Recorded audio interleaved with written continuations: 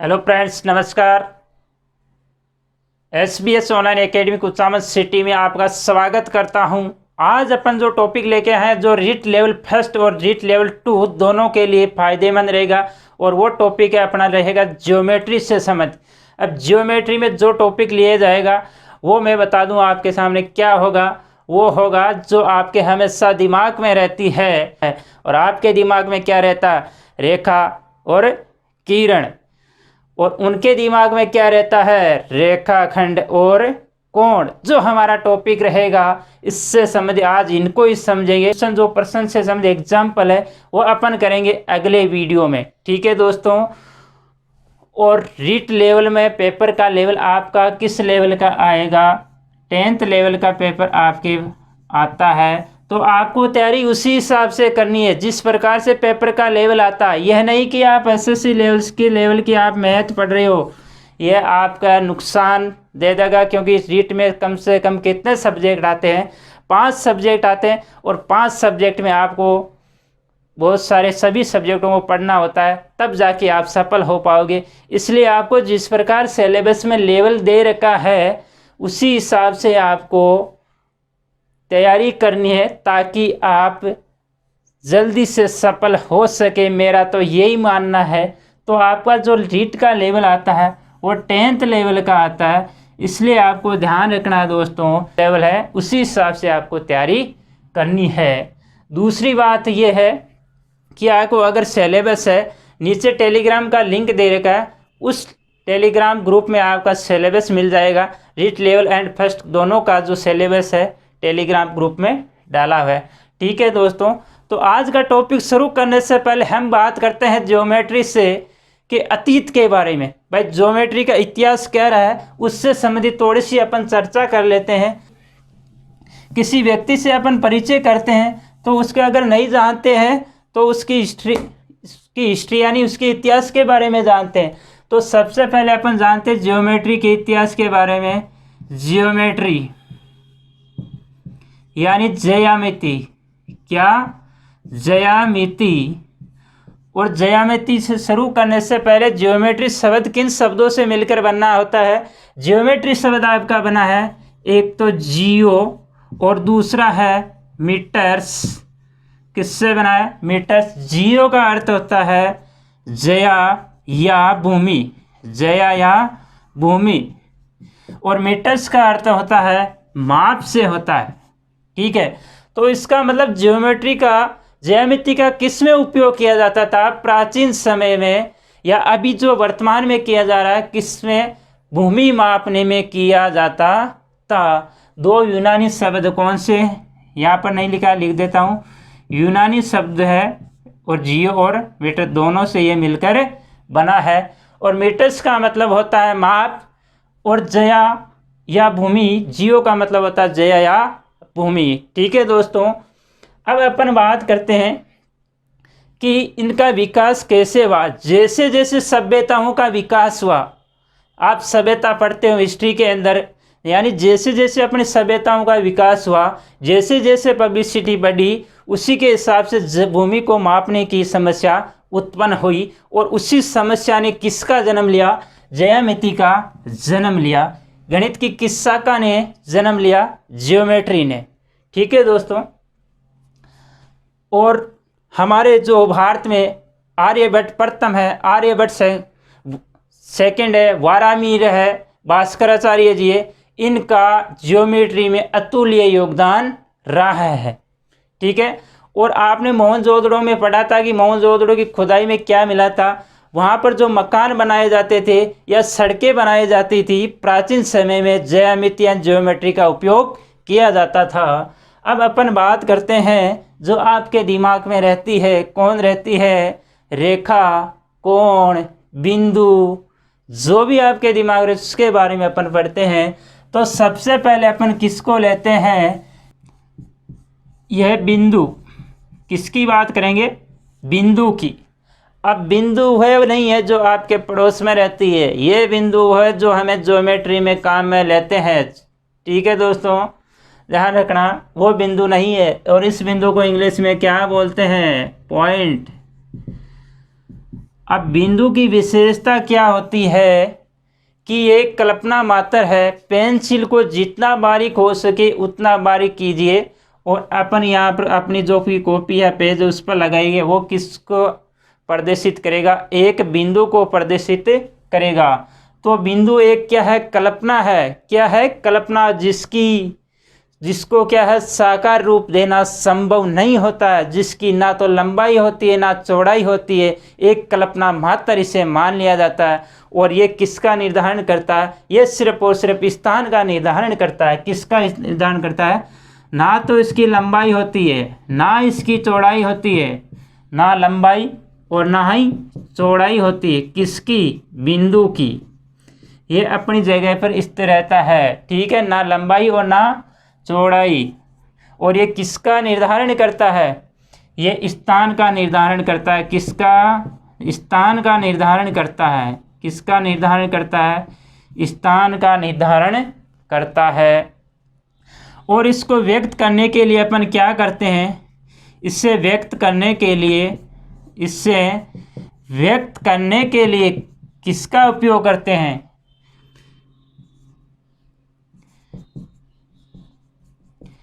या तो अंग्रेजी वर्णमाला के अक्षर या अपन जो कह लेते हैं, इससे रिप्रेजेंट इसे करते हैं। किसको? बिंदु को करते हैं। किसको करते हैं? बिंदु को।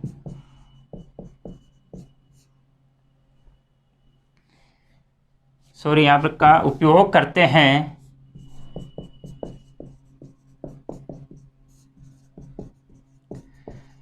तो बिंदु की विशेषता क्या होती है? सबसे मेन पॉइंट जो बिंदु का है वो कौन सा है? ना तो इसकी लंबाई होती है ना इसकी चौड़ाई होती है। और ये सिर्फ स्थान का निर्धारण करने के लिए उपयोग लिया जाता है। और इसको रिप्रेजेंट करने के लिए किसका उपयोग किया जाता है? अंग्रेजी वर्णमाला या क ख ग का उपयोग करते हैं। ठीक है दोस्तों। और जैसे उदाहरण के लिए अपन देखते हैं वृत्त का केंद्र बिंदु।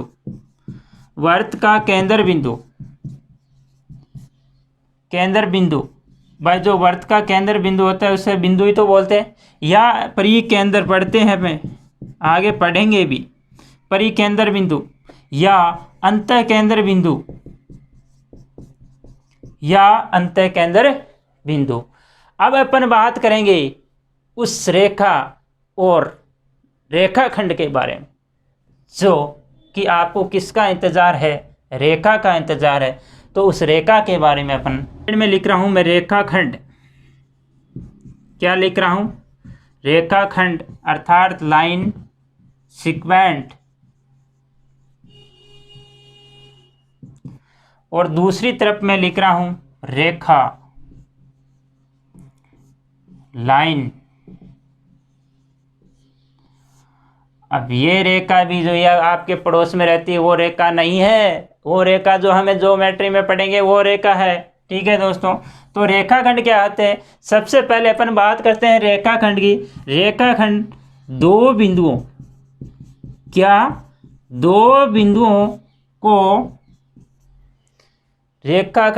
बिंदुओं को मिलाने वाली सीधी आकृति को अपन क्या बोल देते हैं दोस्तों? आकृति को हम बोल देते हैं रेखाखंड, लाइन सेगमेंट। ठीक है दोस्तों, क्या बोल देते हैं? रेखाखंड। अर्थात ये रेखाखंड है ए और ये बिंदु बी है। तो ए व बी को मिलाने वाली सीधी आकृति को अपन क्या बोल देते हैं? रेखाखंड। और इससे पढ़ते क्या है? रेखाखंड ए बी। पढ़ते कैसे हैं? रेखाखंड ए बी। और इसको रिप्रेजेंट भी कैसे करते हैं? रेखाखंड ए बी। ये रेखाखंड का है। अगर आपको 4 ऑप्शन मिल जाए, इनमें से वो संकेत रिप्रेजेंट कर दे कि इनमें से रेखाखंड है, तब रेखाखंड का जो चिन्ह है इसे रिप्रेजेंट करने के लिए, व्यक्त करने के लिए किसका उपयोग करते हैं? रेखाखंड ए बी। और इसे पढ़ते भी क्या है? रेखाखंड ए बी। ध्यान रखना दोस्तों, यहाँ पर ये तीर के निशान नहीं आ रहे हैं, सिर्फ बिंदु आ रहे हैं। तो रेखाखंड की परिभाषा ये बता रही है कि दो बिंदुओं को मिलाने वाले सीधी आकृति को अपन क्या बोल देते हैं, रेखाखंड कहते हैं। अब रेखाखंड की विशेषता क्या होती है? रेखाखंड की विशेषता होती है कि इनकी लंबाई होती है। नंबर 1 बात करते हैं, इसकी लंबाई होती है, इसकी लंबाई होती है और लंबाई को मापा जा सकता है, और लंबाई को मापा जा सकता है।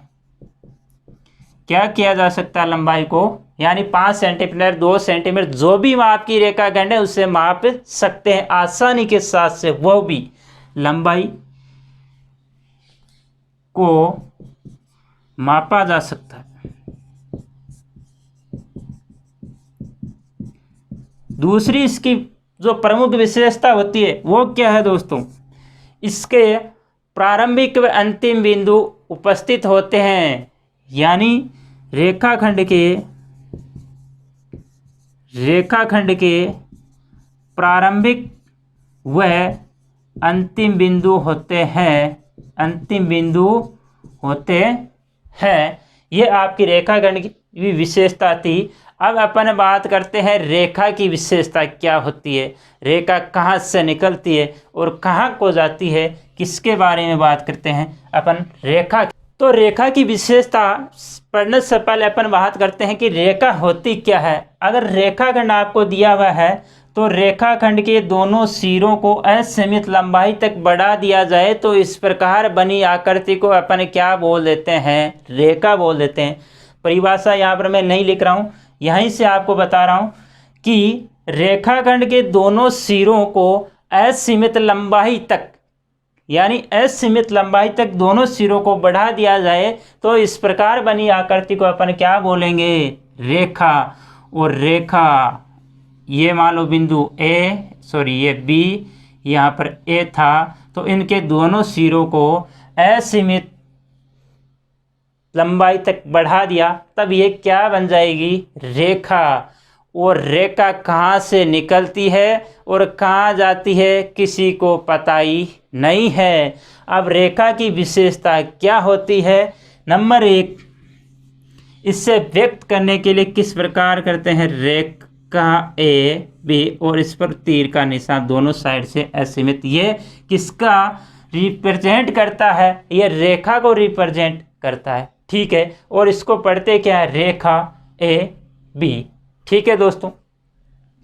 दूसरी विशेषता, इसकी लंबाई होती है, किसकी, रेखा की लंबाई होती है, लेकिन इसको मापा नहीं जा सकता, लेकिन इसको मापा नहीं जा सकता, इसको मापा नहीं जा सकता।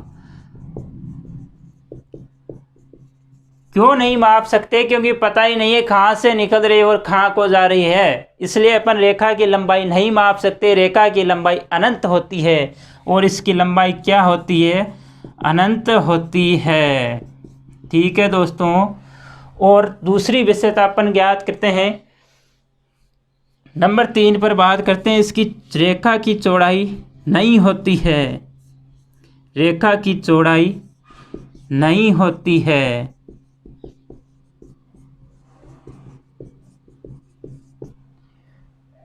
चौड़ाई नहीं होती है।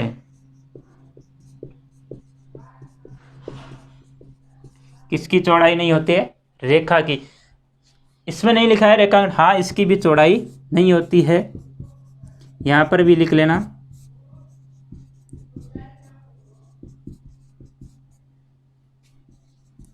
अब आपसे क्वेश्चन पूछने वाला ये नहीं पूछेगा कि रेखा क्या है, रेखाखंड क्या है, आपको 4 कथन दे देगा कि रेखा में निम्न में से रेखा की विशेषता नहीं है, या रेखाखंड की विशेषता नहीं है, या रेखा के लिए सत्य कथन है या सत्य क्वेश्चन है। जिस प्रकार से भी क्वेश्चन बना सकता है वो इन कथनों के आधार पर बनाएगा, ठीक है दोस्तों।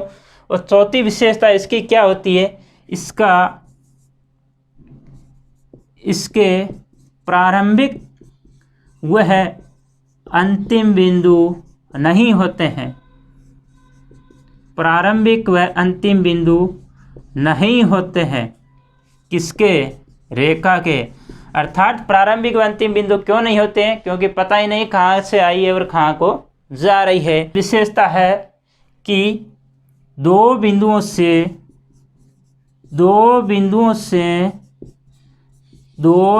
से सिर्फ और सिर्फ एक ही रेखा गुजर सकती है। एक ही रेखा गुजर सकती है दो बिंदुओं से।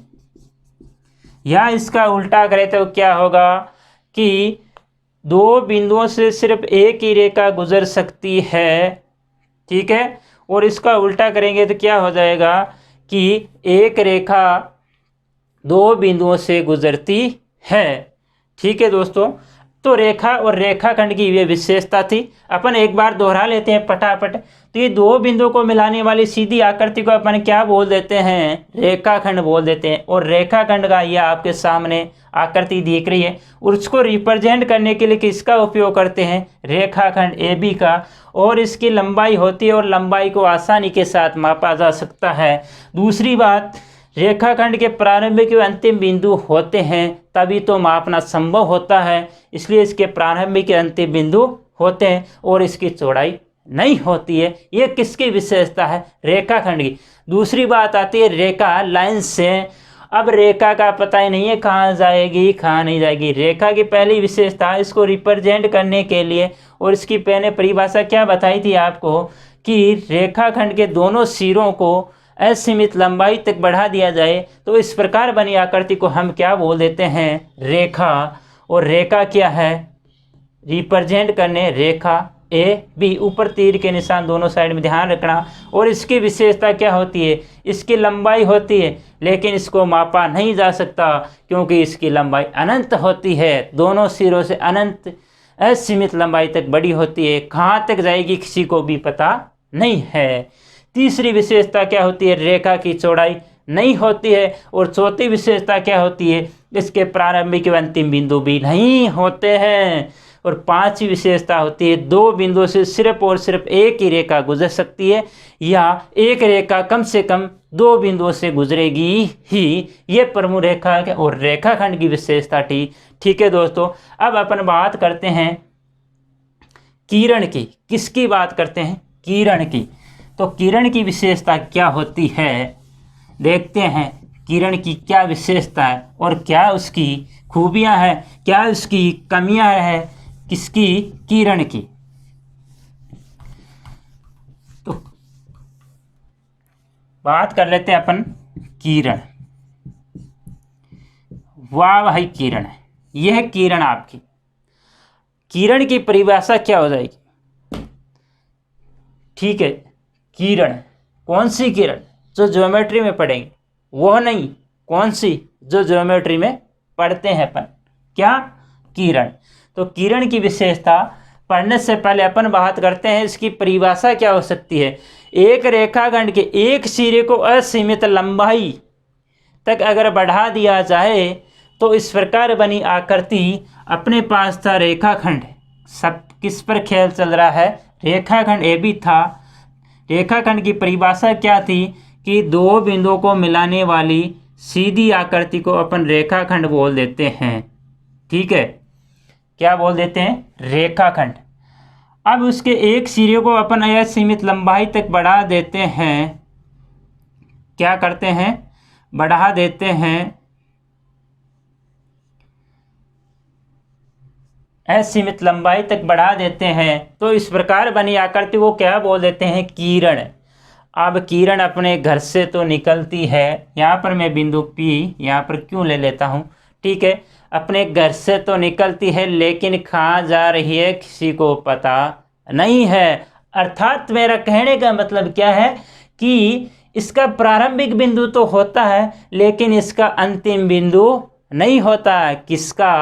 किरण का अंतिम स्थान कहाँ पर जाएगी उसका कोई ठिकाना नहीं होता है। किसका? किरण का, ठीक है दोस्तों।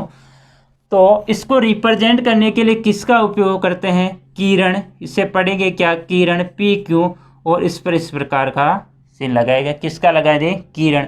तो किरण की सबसे प्रमुख विशेषता क्या होगी दोस्तों, किरण की सबसे प्रमुख विशेषता नंबर 1 है इसका प्रारंभिक बिंदु होता है, इसका प्रारंभिक बिंदु होता है किसका, किरण का, इसका प्रारंभिक बिंदु होता है। नंबर 2 विशेषता, इसका अंतिम बिंदु नहीं होता है, अंतिम बिंदु नहीं होता है, और इसकी लंबाई को नहीं मापा जा सकता। नंबर 3, इसकी लंबाई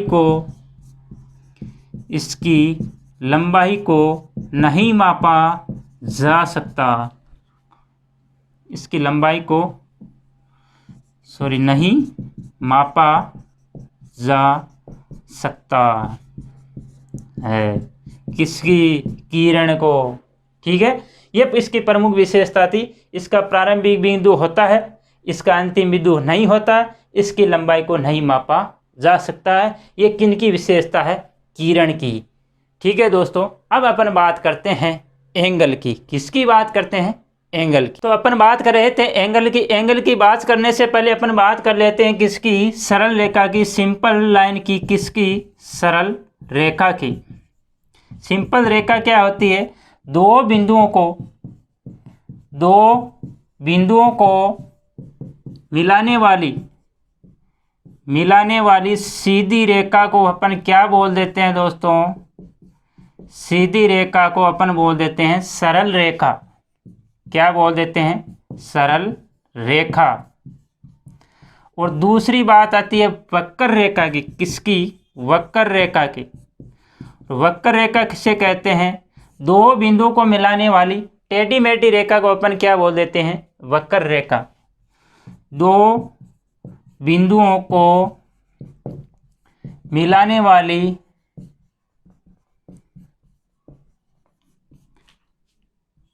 टेढ़ी मेढ़ी रेखा को अपन क्या बोल देते हैं, वक्र रेखा।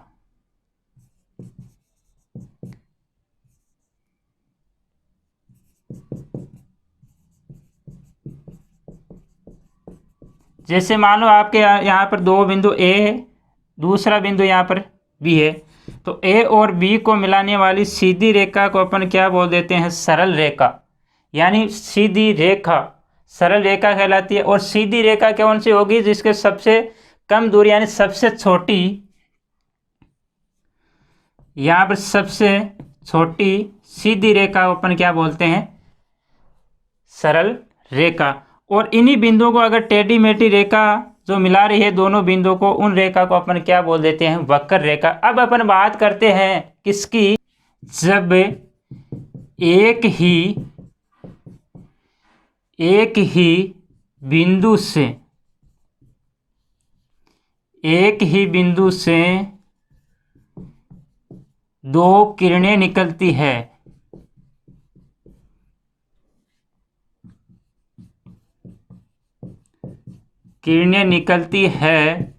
तो कोण का निर्माण करती है, कोण का निर्माण करती है। जब दो किरणें एक ही बिंदु से निकलती है तब किसका निर्माण करती है, कोण का निर्माण करती है। यानी एक ही घर से दो किरणें निकलती, कौन निकलेगी, किरण। दोनों किरणें क्या करेगी कि कोण को, बेचारे को बीच में फंसा लेगी, कौन, किरण। जैसे मान लो ये किरण है और दूसरी किरण ये है, किरण ए ओ बी।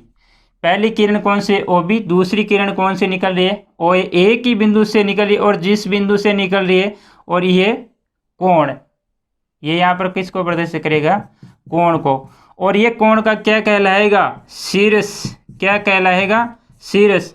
और जो किरणें होती है, जिन किरणों के द्वारा कोण का निर्माण होता है, वो क्या कहलाएगी, कोण की भुजाएं कहलाएगी।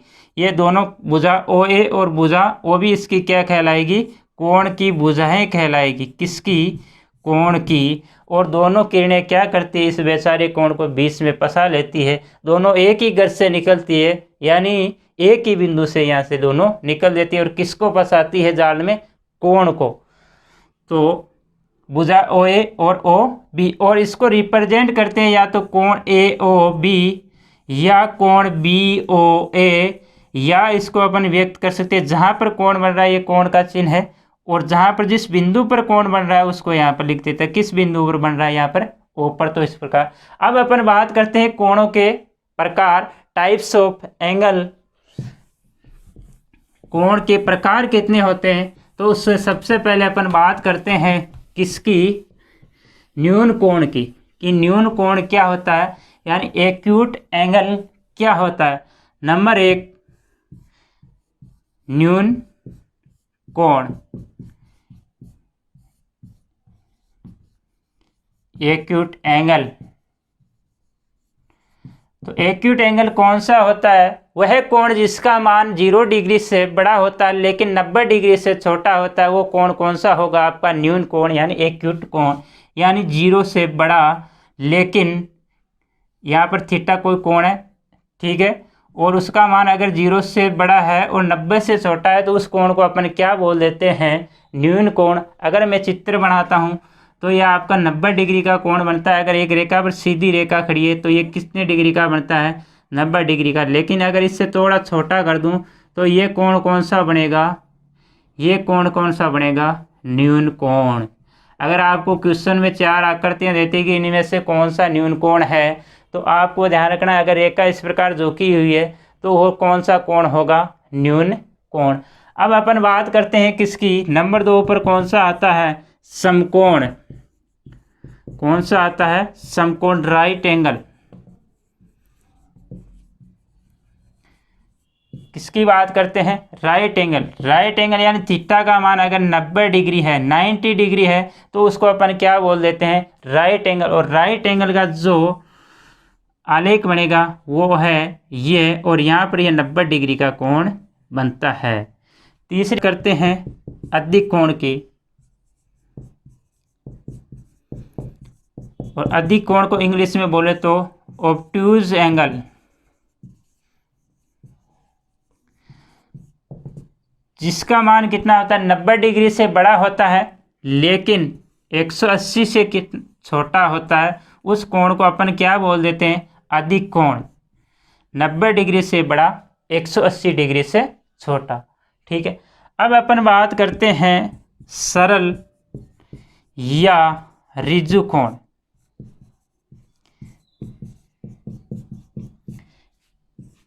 Straight angle.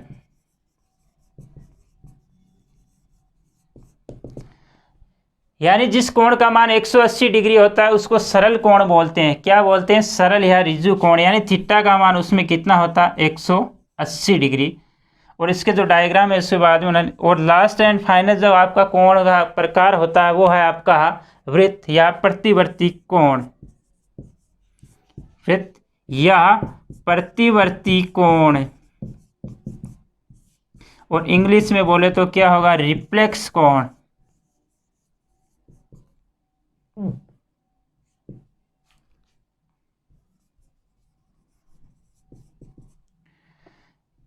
इसका मान कितना होता है? 180 डिग्री से बड़ा होता है। किससे बड़ा होता है? 180 डिग्री से बड़ा होता है, लेकिन उस कोण का मान 360 डिग्री से छोटा होता है। ये आपके कोणों के प्रकार थे। बाकी जो प्रकार है रेखाओं के आधार पर वो अपन अगले वीडियो के माध्यम से पढ़ेंगे। लेकिन यहाँ पर 5 ही प्रकार अपन पढ़ेंगे कि पहला कौन सा था? न्यून कोण। और न्यून कोण में अपन क्या पढ़ा था कि 0 डिग्री से बड़ा और 90 डिग्री से छोटा, यानी 0 और 90 के बीच में उसे क्या बोल देते हैं? न्यून कोण बोल देते हैं। और न्यून कोण का मान जो डायग्राम है ये आपके सामने। दूसरा आता है समकोण, राइट एंगल, यानी जिस कोण का मान 90 डिग्री है उसे अपन क्या बोल देते हैं? समकोण। तीसरा आता है अधिक कोण, ऑब्ट्यूज एंगल, जिसमें 90 डिग्री से बड़ा और 180 से छोटा, उस कोण को अपन क्या बोल देते हैं? अधिक कोण। और इसका अपन डायग्राम क्या बनाए थे? 90 से बड़ा, इसका मतलब यहाँ पर यहाँ तक कितने डिग्री का बनता है? 90 डिग्री का। अगर इसको मैं थोड़ा सा भी 90 से बढ़ा दूँ, इस प्रकार यहाँ से थोड़ा भी बढ़ा दूँ तो ये कोण बनेगा, यानी ये किसका डायग्राम बन जाएगा। दूसरा है सरल या ऋजु, यानी 180 डिग्री का। तो ये जो कोण बनता है ये कोण 180 डिग्री का बनता है, ठीक है दोस्त। दूसरा है वृत्त या प्रतिवर्ती या रिफ्लेक्स कोण, तो उसका जो डायग्राम बनता है यानी 180 से बड़ा, तो थोड़ा सा अपन क्या कर देते हैं 180 यहाँ पर बन रहा तो इसको ऐसे बढ़ा देते हैं, जो ये कोण बनेगा वो वृत्त यानी 180 डिग्री से बड़ा होगा। तो डायग्राम का भी ध्यान रखना, 4 आपके सामने ऑप्शन होंगे और आपसे पूछ सकते हैं डायग्राम देके कि इनमें से कौन सा अधिक कोण है या न्यून कोण है, जो भी क्वेश्चन पूछेगा अगर डायग्राम अपने ध्यान में है तो आप आसानी से उसका उत्तर दे सकते हैं। ज़रूर दोस्तों, अगर आपको वीडियो अच्छा लगा तो ज़रूर लाइक शेयर एंड सब्सक्राइब कीजिए, और अगले वीडियो में फिर से मिलेंगे शानदार वीडियो के साथ, और अपन करेंगे साथ साथ में उससे क्वेश्चन भी करेंगे, और जो बाकी एंगल के टाइप्स है वो अपन बाद में करेंगे। धन्यवाद।